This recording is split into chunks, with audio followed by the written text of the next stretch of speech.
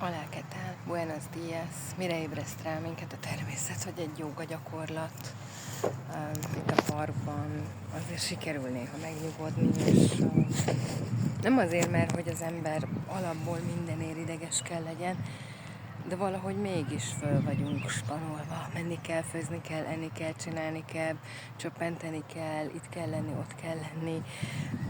Magunkkal szemben is elvárásokat támasztunk, és itt néha sikerül lenyugodni, hogy szépen leülsz, élvezed, hogy a nap süt, rád is süt, a melletted levőre is süt. Mindegy, hogy mit gondolsz, a nap ugyanúgy beragyogja az eget, veszel nagy levegőket, ülsz csak szépen és pihensz, és elkezded átérezni azt, hogy milyen jó ez a pillanat, hogy vágyok egy otthonra, egy nagy házra, persze, vágyok az óceán látványára, a harmóniára, de hogy tulajdonképpen ebben a pillanatban megvan a harmóniám, megvan a nyugalmam, és ezt meg tudom köszönni a természetnek, hogy egyrészt ide hívott engem ebbe a testi valómba, hogy most itt vagyok fizikálisan, élek ezen a bolygón, lélegzem, jól vagyok, látom, ahogy a fűszálakat a szél meghintáztatja, kinőtt kis magasodó fűszáldarabokat. És ezek mind csodálatos, pihentető, relaxáltató, finom dolgok. Látjátok a fűszálakat? Lejjebb jövök, megérintem, megmozgatja a fűszálakat a szél. Egyek vagyunk. Ez a mi érzés. Ide tartozol. Befogadott a természet. Most egy anya természet, a föld, a jóisten, a lélek, a harmónia, kit fogadott be, mikor, és igen, nem mindig érezzük, sajnos pont emberek egymás között, akik úgymond nagyon hasonlóak lennénk, nekünk is be kéne fogadni, fogadjuk be egymást, tudjuk egymást segíteni, mert mindenki haladni szeretne, igen, mindenki arra vágyik, hogy nyugalom legyen. És ezt akkor lehet megélni, ha tele a hasad, nem arra gondolsz szépen, hogy mikor ihatod a következő teát, kávét, akármit, ételt, nem azon jár az agyat, hogy mikor jönnek a teljesen mindegy zsebedbe, számládra a pénzek, hogy rendezd azokat a más dolgokat, amik szintén jönnek, hanem amikor csak úgy egyé válsz a fűvel, egyé válsz a természettel, le tudsz heverni, és azt mondod, hogy igen, itt vagyok természette, ide hívtál engem erre a bolygóra, és én most itt vagyok, és elfogadom ezt a mi érzést, és nagyon nagy szeretettel gondolok azokra az emberekre, akiktől megkaptam azt az érzést, még ha nem is tudtam nekik kifejezni, hogy befogadtak, hogy egy mi érzés, hogy olyan dolgokat mondtak el nekem, olyan szeretettel és nyugalommal, ami által én fejlődtem, elgondolkodtam, és lehet, hogy ezek a dolgok nem akkor hatottak, amikor ők elmondtak, akkor lehet, hogy csak néztem, bólogattam, bambultam, vagy épp visszakérdeztem, de aztán valahol ezek a csírák beérnek. Úgyhogy hálásan köszönöm mindenkinek. Annak is, akit elsőre esetleg nem sikerült elfogadnom, és mégis utána elfogadtam az ő csodáját. Szóval minden barátomat, barátnőmet, magyart, nem magyart, szigetlakót vagy Kárpát-medenceit szeretettel üdvözlök, külön puszilok minden Dorit, Brigittát, Diannát, és mindenkit, akiket kell. Ankókákat és Anikókat és Ancsákat, és soroljam. Nem kell egyenként felsoroljam, hogy Kriszti vagy Olgi vagy akárki. Szerintem úgy is tudjátok, hogy kikre gondolok, hogy fiúkba is, hogy most István, vagy Csaba, vagy akárki, László, teljesen mindegy, hogy Zoltán vagy Kálmán.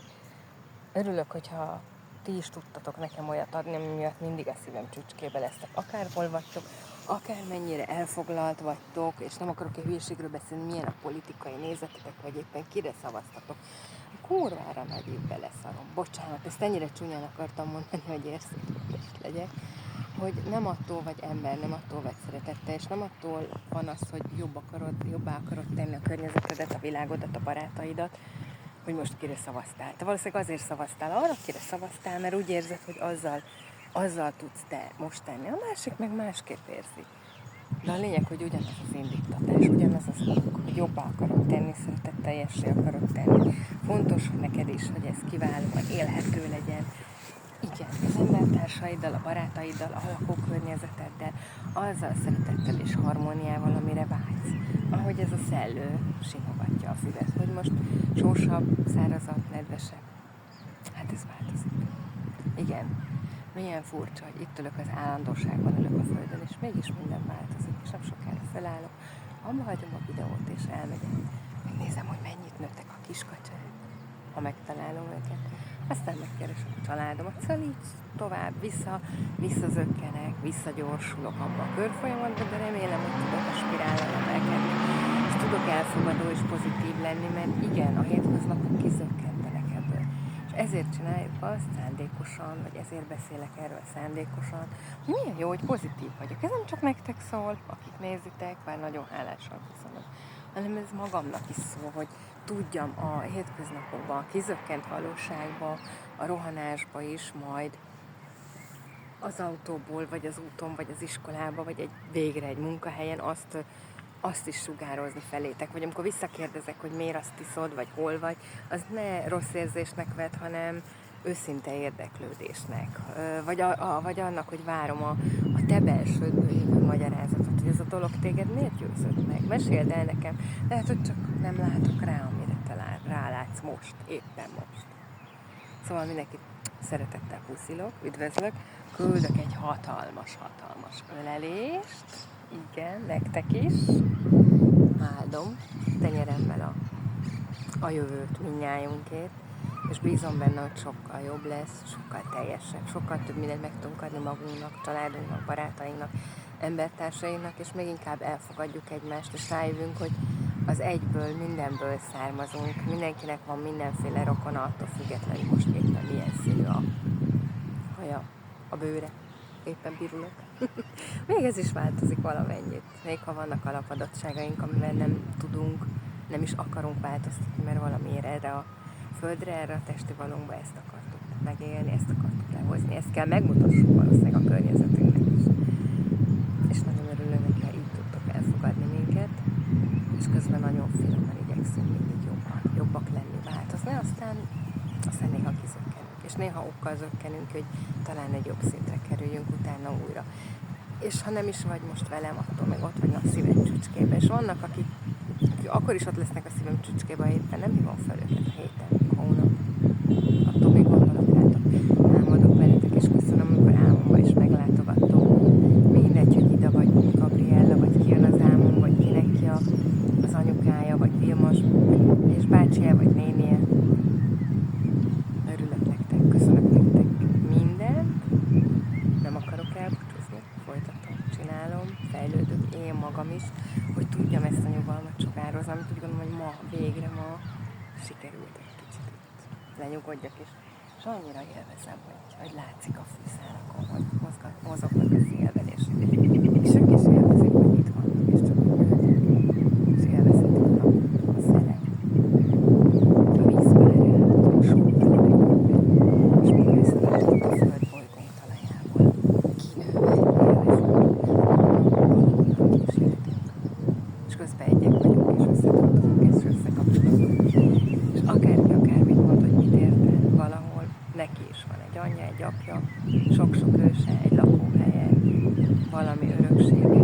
Hogy az most ház vagy genetika, föld vagy tudomány, hogy kell ültetni az uborkát. Hát valakinek de mindenkinek van valami. Vagy éppen verset van.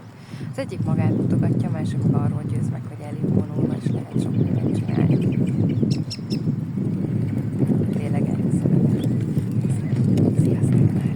Szép vasárnapot, és még szép heteket, és boldog anyáknak legyetek.